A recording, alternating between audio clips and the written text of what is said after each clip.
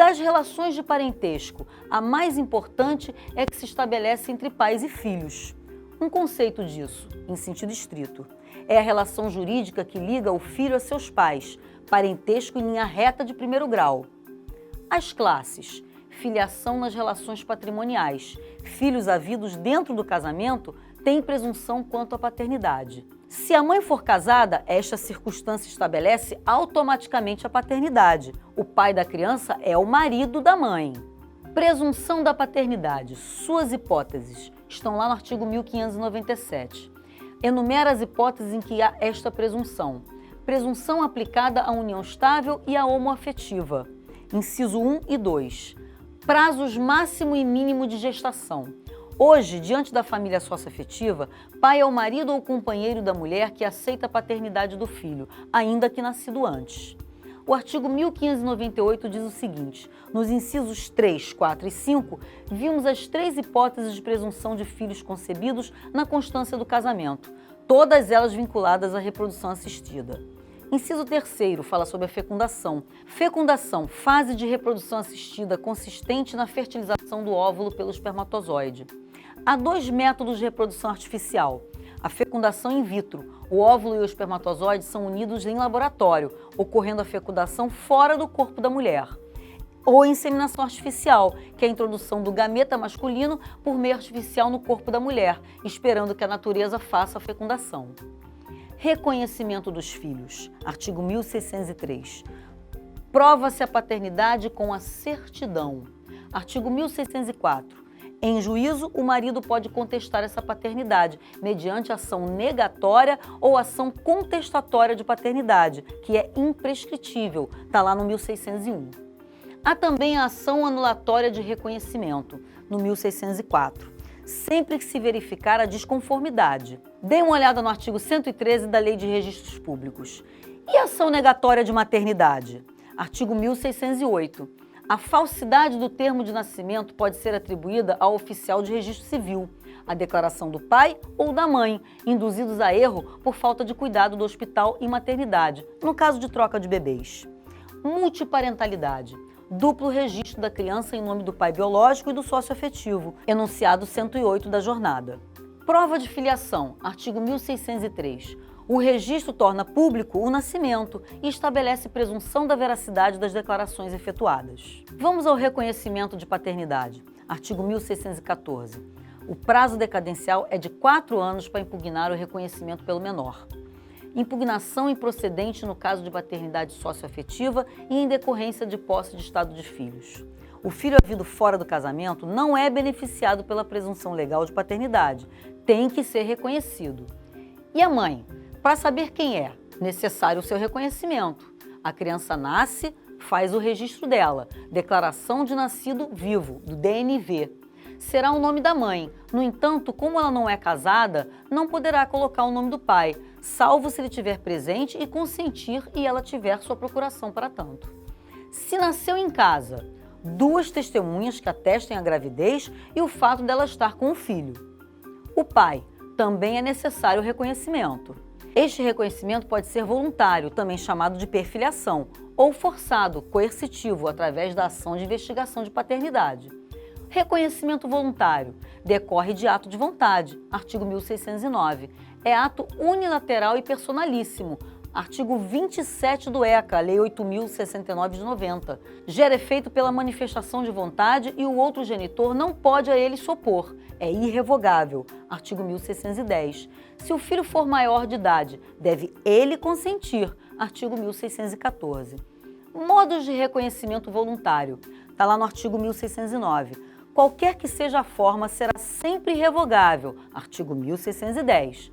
O reconhecimento pode proceder o nascimento do filho já concebido, artigo 1609, lá no parágrafo único. Artigo 2º do Código Civil também, fala sobre o nascituro, por ser um potencial. O reconhecimento neste caso ocorre, em geral, quando é provável que o pai não sobreviva ao nascimento do filho, não querendo sujeitá-lo a uma ação de investigação de paternidade, temor do pai morrer antes de nascer um filho. Reconhecimento póstumo. O filho que haja falecido só poderá ser reconhecido se tiver deixado descendentes. Isto para evitar reconhecimentos pós-mortem, por interesse. Se o filho não deixou descendentes, seus bens irão para os descendentes que o reconheceu. Reconhecimento voluntário do filho maior, artigo 1614. Se o filho for menor de idade, poderá impugnar o reconhecimento, ação de contestação ou impugnação de reconhecimento, para afastar a paternidade.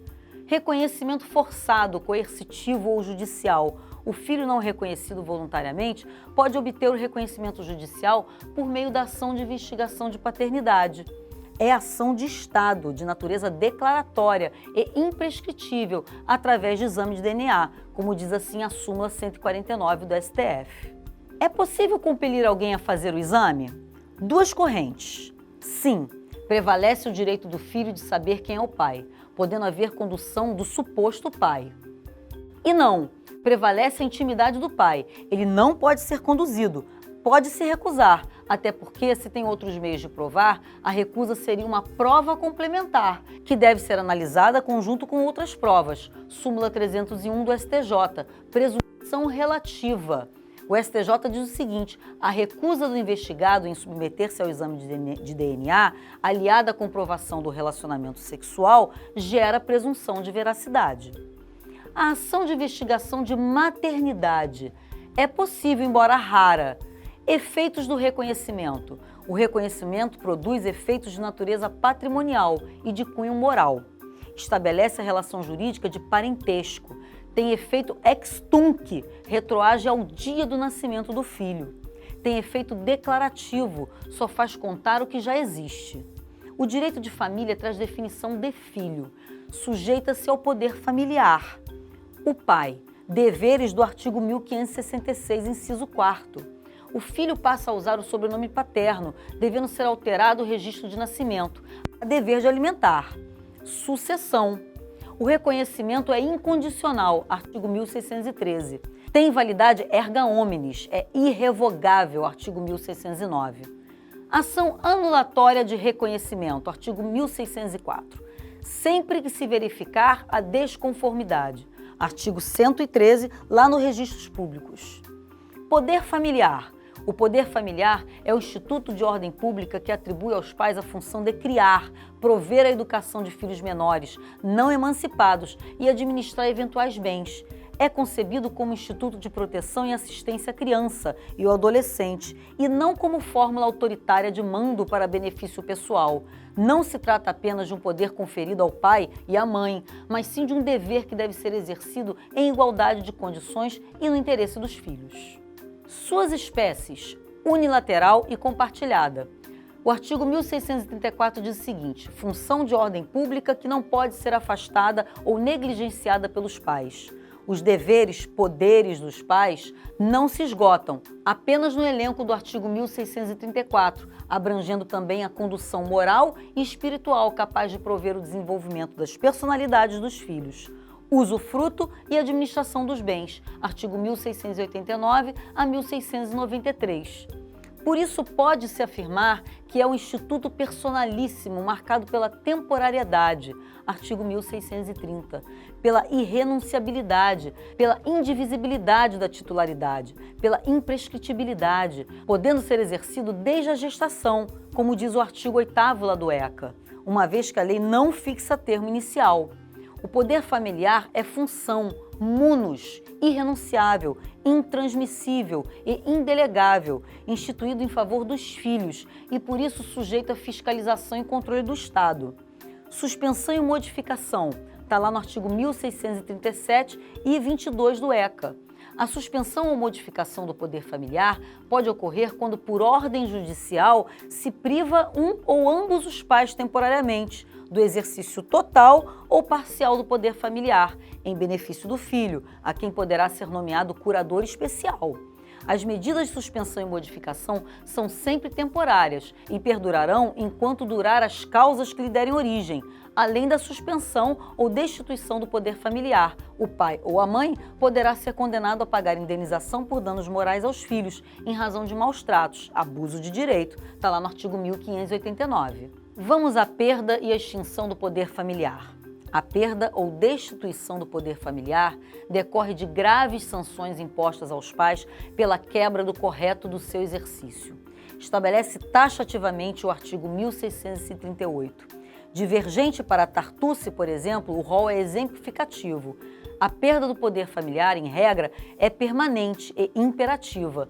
No entanto, tem entendido a jurisprudência que, embora permanente, não é definitiva, podendo o seu exercício ser restabelecido se demonstrado judicialmente a regeneração do pai ou da mãe ou do desaparecimento da causa que lhe deu origem. Frise-se também que a perda do poder familiar não exonera o destituído da obrigação alimentar. As causas de extinção do poder familiar vêm determinadas lá no artigo 1635.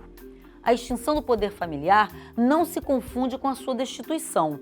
A primeira marca o término do exercício do direito potestativo sobre o filho, enquanto a segunda significa o impedimento definitivo de seu exercício por decisão judicial.